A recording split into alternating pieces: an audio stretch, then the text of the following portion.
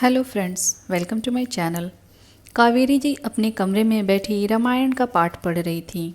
तभी उनकी बहू रागिनी तेज कदमों से उनके कमरे में आई और बोली, माँ जी, रामायण का पाठ पढ़ने से आपका पेट नहीं भर जाएगा। आज 5 तारीख हो गई है और पिताजी ने अभी तक पेंशन के पैसे नहीं दिए हैं। रसोई का सारा राशन ख़त्म होने को जा रहा है। दिन भर में खर्चे बहुत बढ़ते जा रहे हैं। आते ही पिताजी से बोल देना कि आज ही पेंशन के पैसे निकाल कर ले आएं। अगर अब एक दिन भी ऊपर हुआ तो फिर ठीक नहीं होगा। रागिनी अपनी सास से गुस्से में बोली।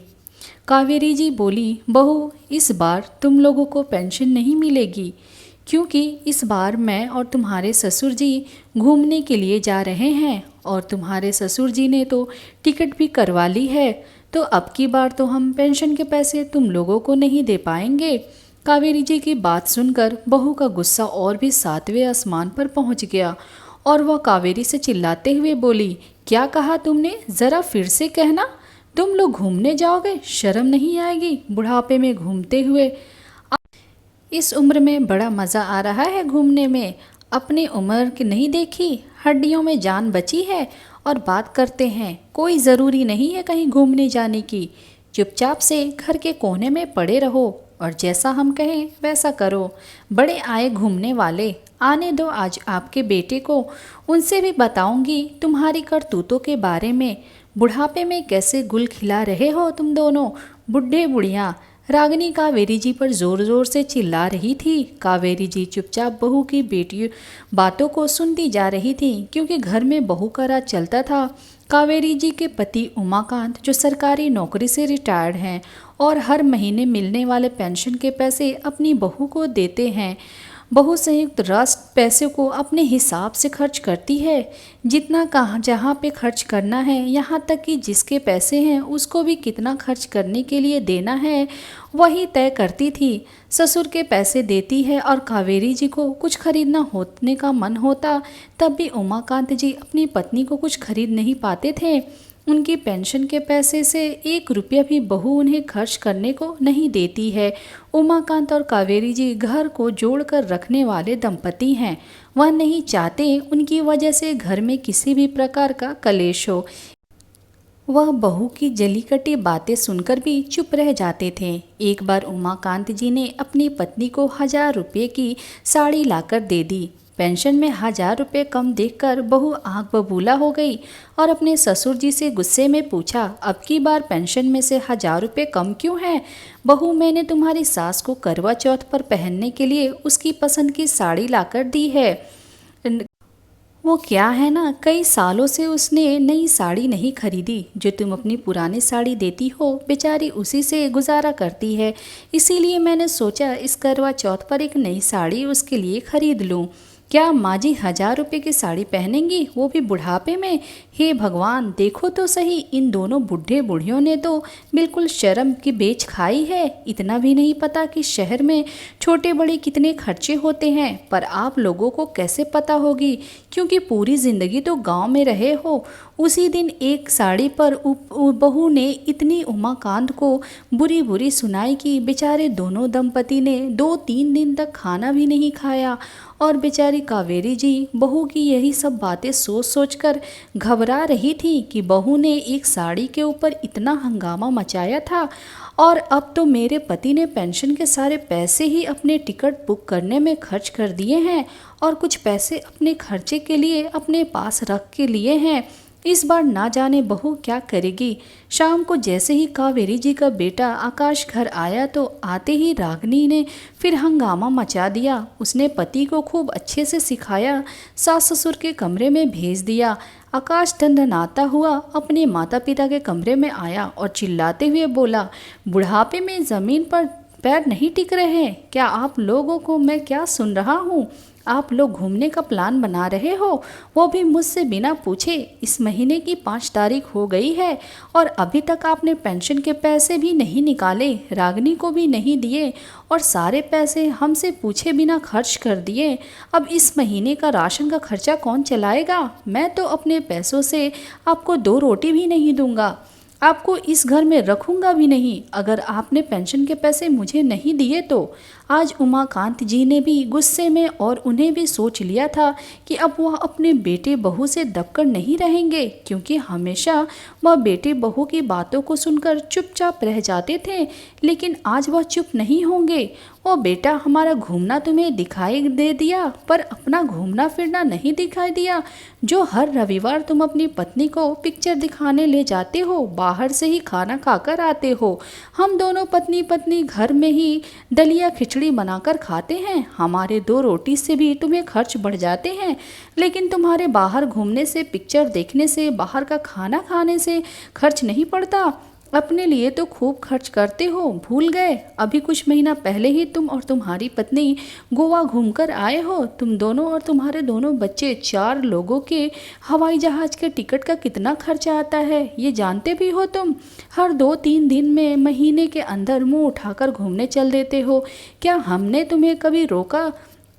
क्या हमने कभी पूछा कि इतने पैसे क्यों खर्च कर रहे हो? फिर आज जरा सा पैसा खर्च करके हम घूमने जा रहे हैं तो तुम्हें इतनी तकलीफ क्यों हो रही है? पिताजी, मैं अपनी कमाई अपनी पत्नी और बच्चों पर लौटाता हूँ, तुमसे पैसे मांगकर घूमने नहीं जाता। आकाश चिल्लाते हुए बोला। आवाज़ अला करके बात कर, अगर तू अपनी कमाई के पैसे अपनी पत्नी और बच्चे पर लुटाता है तो मैं भी अपनी पेंशन के पैसे अपनी पत्नी को घुमाने में खर्च कर रहा हूँ, तेरे आगे हाथ नहीं फैला रहा हूँ। पिताजी का जवाब सुनकर आकाश गुस्से में तमतमाता हुआ, उसके माता पिता जो हमेशा उसकी बातें सुनकर चुपचाप कमरे में चले जाते थे, आज उसको इस तरह से सुना रहे हैं। ठीक है पिताजी, तो आज फैसला होकर ही रहेगा। मैं तुम दोनों को फ्री फंड में रोटी नहीं खिलाऊंगा। तुम लोग अपने खाने के पैसे दोगे तभी तुम्हें रोटी मिलेगी। मेरे पास इतने पैसे नहीं हैं कि मैं तुम दोनों का खर्चा उठा पाऊँ। इतना कहकर बेटा कमरे से निकल गया, लेकिन बहू भी कम नहीं थी। अपनी सास को सुनाती हुई बोली, देख लिया तुम्हारा बेटा दिन भर कितनी मेहनत करता है, वह तुम्हें दिखाई नहीं देता, पर ज़रा सा हम घूम आए तो वह तुम लोगों को दिखाई दे दिया। घर में बहू बोते हैं, 2-2 नाती पोते हैं, उनके भविष्य के लिए कुछ पैसे बचा कर रखे हैं, लेकिन नहीं, इन्हें तो इस बुढ़ापे में घूमना है। हम लोगों की पकड़ रखते हो तुम, हम तो अभी जवान हैं। तुम अपने आप को तो देखो, कब्र में पैर अटके हुए हैं और बात करते हैं घूमने की। चुपचाप यहीं पड़े रहो जहाँ पड़े हो। इतना कहकर बहू भी अपने कमरे से पैर पटकते हुए चली गई। अपने बेटी बहू की बात सुनकर कावेरी जी रोने लगी। वह आंखों में आंसू के लिए उमाकांत जी से बोली, सुनिए जी, रहने दीजिए, आप हमें कहीं नहीं जाना, कहीं घूमने। अगर बहू बेटे के खिलाफ जाएंगे तो 2 रोटी भी नहीं देंगे वो लोग, हमें बहुत मुश्किल हो जाएगा बुढ़ापे में जीना। कावेरी, तुम चिंता मत करो, मेरे होते हुए अब तुमसे कोई कुछ नहीं कहेगा। जितना कहना था कह लिया, अब बर्दाश्त नहीं करूँगा मैं। उमाकांत जी पत्नी के आंसू पोंछते हुए बोले, मैं अपनी और तुम्हारी इच्छा को मरने नहीं दूंगा। जब बचपन में मैंने हवाई जहाज को आसमान में उड़ते हुए देखा था तब उसमें बैठने का बहुत मन करता था, लेकिन तब तो मैं बैठ नहीं पाया क्योंकि मेरे माता पिता के पास इतने पैसे ही नहीं थे। और जब बड़ा हुआ और शादी हुई तो घर के गृहस्थी में फंस गया। अपना सारा जीवन बेटे की खुशियों में निछावर कर दिया। क्या कुछ नहीं किया इस औलाद के लिए हमने? अपनी सारी मेहनत की कमाई इस पर खर्च कर दिए। मेरा बेटा अच्छे से पढ़ लिख जाए, उसको अच्छा अच्छा पहनने को दिया, अच्छा खाने को दिया, उसकी हर चीज़ पूरी की। कहीं पैसे की वजह से को वो आगे ना बढ़ पाए, इसीलिए हमेशा मैं अपने खर्चे को कट करके अपने बेटे को हमेशा आगे बढ़ाया। सोचा था कि बुढ़ापे में आराम से रहेंगे, बेटे की जिम्मेदारी से फ्री हो जाएंगे, लेकिन बुढ़ापे में तो बेटे ने हमारे ऊपर ही बंधन लगा दिया है, हर जगह आने जाने से रोक दिया है। इतना तो हम उस समय भी नहीं बंधे थे जिस समय हमारे कंधों पर जिम्मेदारी थी। आज हम अपनी जिम्मेदारी से मुक्त हो गए हैं, लेकिन बहू बेटे हमें मुक्त होने ही नहीं देना चाहते। तुम आज भी इस उम्र में रसोई में लगी रहती हो और बहू मेरे सारे पेंशन के पैसे लेकर मुझे ही आंखें दिखाती है। तो अब क्या करें, हमारी किस्मत में ही ऐसा रहना लिखा है। कावेरी जी उदास होते हुए बोली। उमाकांत जी बोले, बस कावेरी, अब मैं ऐसा नहीं रह सकता हूँ। मैंने सोच लिया है और उसको मैं करके रहूँगा। अगले दिन उमाकांत जी अपना और अपनी पत्नी का टिकट करवा लिए और हवाई जहाज़ से उमाकांत जी को हर महीने पेंशन के 30,000 मिलते हैं, जिसमें से उन्हें 15,000 का टिकट करवा ली और 15,000 अपने पास खर्च के लिए रख दिए। अपनी पत्नी को आकर टिकट दिखाए तो कावेरी जी की आंखें भर आईं। रहने भी दीजिए, जिद छोड़िए, बिना वजह घर में और ज़्यादा कलह मत करिए, बहू हमारा और भी ज़्यादा जीना हराम कर देगी। कावेरी, तुम्हें डरने की ज़रूरत नहीं है, हम बेटे बहू पर आश्रित नहीं हैं। ये हमारे पेंशन के पैसे हैं और मेरी मर्जी जैसे मैं इन्हें खर्च करूं। अगले दिन कावेरी जी के लिए 2 नई साड़ी और अपना 2 जोड़ी नए कुर्ते पजामे खरीद ले आए और कावेरी जी के हाथ में थैला पकड़ाते हुए बोले, लो कावेरी, अपना और मेरा सामान पैक कर लो, 2 दिन बाद ही हम दोनों को निकलना है। उमाकांत जी का इतना हाय कहना था कि बेटे बहू तो पहले ही उन पर भड़के हुए थे और अब वह अपनी सारी हदें पार करते हुए बोले, पिताजी अब आपको नहीं रख सकते, आपने तो बिल्कुल भी यही हद कर दी है। अब एक बार मन किया था कि आप कहीं नहीं जाएंगे, फिर भी आपने वही काम किया। शर्म लिहाज तो जैसे बेच खाई है आपने। अब हम और नहीं रख सकते आपको। अपने साथ अपने रहने का इंतज़ाम कर लो। उमाकांत जी बेटे से बोले, बेटे हम अपने रहने का इंतज़ाम क्यों कर ले? जहाँ तुम खड़े होकर बोल रहे हो वह जगह मेरी मेहनत के पैसों से खरीदी हुई है। यह प्लॉट मैंने अपने फंड के पैसों से खरीदा है और इस पर घर को बनाया भी अपने पैसों से है। कानूनी तौर पर भी यह मेरा घर है। तुम्हारा क्या लगा है इस घर में जो तुम मुझे यहाँ से जाने को बोल रहे हो? अरे जाओगे तो तुम लोग यहाँ से। कल ही मैं और मेरी पत्नी घूमने के लिए निकल रहे हैं और 10 दिन बाद आएंगे। तब तक हम तुम्हें समय दे रहे हैं। हमारे इस घर को खाली कर देना, अपना रहने का कहीं और इंतज़ाम कर लेना। उमाकांत जी अपने बेटे की आंखों में आंखें डालते हुए बोले। उमाकांत जी की बात सुनकर बेटे बहू के चेहरे की हवाइयाँ उड़ गईं। उन्हें अपने किए पर विश्वास नहीं हो रहा था कि उनके पिताजी कभी इस तरह की भी बात उनसे कर सकते थे। जैसे है बहू बोली, पिताजी अगर आप हम इस घर से निकाल देंगे तो कौन तुम्हें रोटी बनाकर खिलाएगा? बुढ़ापे में कौन तुम्हें देखेगा? हम आपके बहू बेटे हैं, आखिर हम आपके काम आएंगे। बहुत तुम इस भूल में मत रहना कि हम दोनों तुम और तुम्हारे पति पर आश्रित हैं। हम तुम्हारे और तुम्हारे सहारे की ज़रूरत नहीं है। मेरा घर इतना बड़ा है कि मैं घर में 2 लोगों को किराए पर रखूँगा, पर घर लूँगा और एक काम वाली लगा लूँगा और अपने पेंशन के पैसे से मज़े से अपना बुढ़ापा काटूँगा। तुम हमारी चिंता मत करो, बस अपने बारे में सोचो कि अब तुम्हारा क्या होगा। उमाकांत जी का गुस्सा देखकर बेटे बहू दंग रह गए। अपनी पत्नी का हाथ जो पकड़कर अपने कमरे में ले गए। अगले दिन मकान की कावेरी जी तैयार होकर अपने कमरे से बाहर आई, एक हाथ में बैग और दूसरे हाथ में हवाई जहाज का टिकट, और अपने बेटे बहू को आवाज़ लगाते हुए बोले, बेटा हम 10 दिन बाद लौट कर आएंगे, तब तक तुम अपने कहीं रहने का इंतज़ाम कर लेना। इतना कहकर उमाकांत जी और उनकी पत्नी हाथ पकड़कर एयरपोर्ट के लिए निकल गए। आज उनका बचपन का सपना पूरा होने जा रहा था। साथ ही उनकी पत्नी की भी इच्छा पूरी हो रही थी प्लेन में बैठने की। प्लेन में बैठने के बाद पति पत्नी बहुत खुश थे। कावेरी जी की आंखों में खुशी के आंसू थे।